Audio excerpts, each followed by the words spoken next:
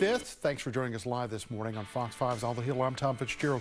We're going to begin on the headlines this morning, and that takes us to campus protests across the country this morning. Those protests have continued unstopped as the country is having graduations on many campuses now hanging in the balance. At the University of Virginia this morning, pro-Palestinian demonstrators have clashed with police.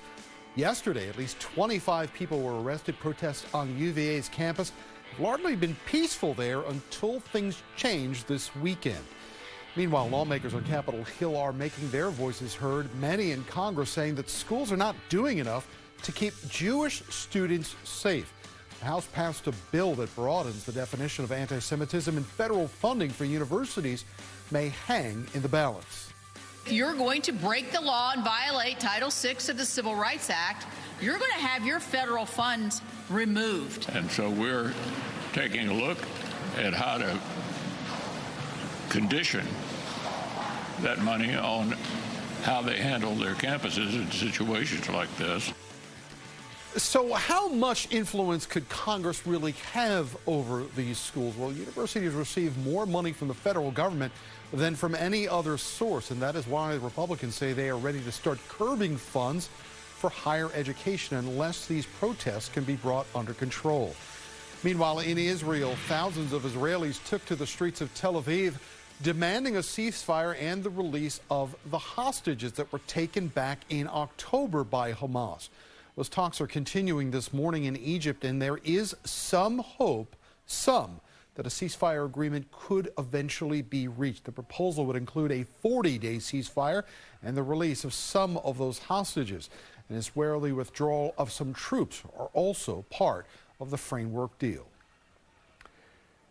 So how would a ceasefire impact these protests on college campuses? More than 2,000 people have been arrested across the country, and some of them are not students. Dan Rosenzweig is with the Washington Post. He's been following these protests on a national scale. He joins us live. Dan, good to see you this morning.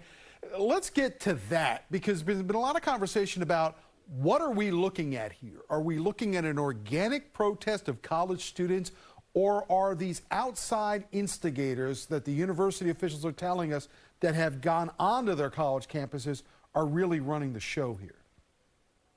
Yeah, I think it's a mix. I mean, you have protests at over 150 campuses across the country. Like you said, some 2,400 students or protesters have now been arrested. It's a mix. Sometimes universities report that, in New York, on Tuesday, over 130 of 280 students protesters were not students. But you have places where they're mostly students. So it's a real mix across the country.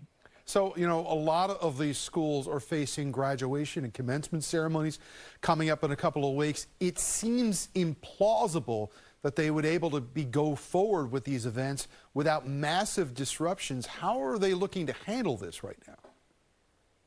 Yeah, I mean, you have some universities like USC that have canceled commencement. Others have already started graduations, and you are seeing some disruptions. Some students are, as they're walking across the stage, flashing to the camera some sign or some, protest chant. It's a real challenge for universities who want to give students, the opportunity to walk across the stage. And some are kind of trying to ramp up some security measures, but we'll see as graduation season really gets going. If you even look in our region, there's been dramatically different ways that these protests have been handled. GW University officials say that, they want the protests to end. However, there has been no police action, no removal efforts as of yet. But down, as we saw at the University of Virginia, police did move in yesterday. So what do we make of the different ways different universities are handling this? Yeah, it's a real challenge for university administrators to kind of balance the free speech that they want to, celebrate, but the security of life on campus of Jewish students.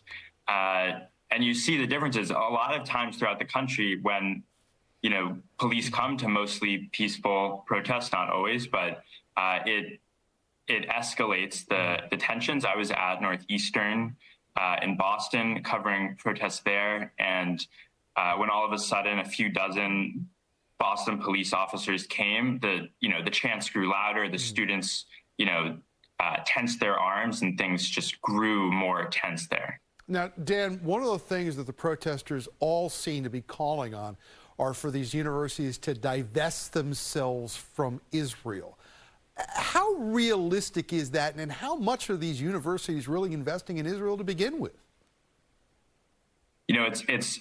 It's a real dark web in these endowments. My colleague reported yesterday that there's not a lot of information out there. What is out there doesn't connect so much the investments of universities to Israel, but you are seeing some universities start to make some agreements, like Brown, like Northwestern, University of Minnesota, that are saying we're going to look at our investments, we're going to disclose or think about disclosing where they go. All right, Dan Rosenzweig, Ziff, thank you for joining us live this morning, taking a look at these college protests that have been going on across the country.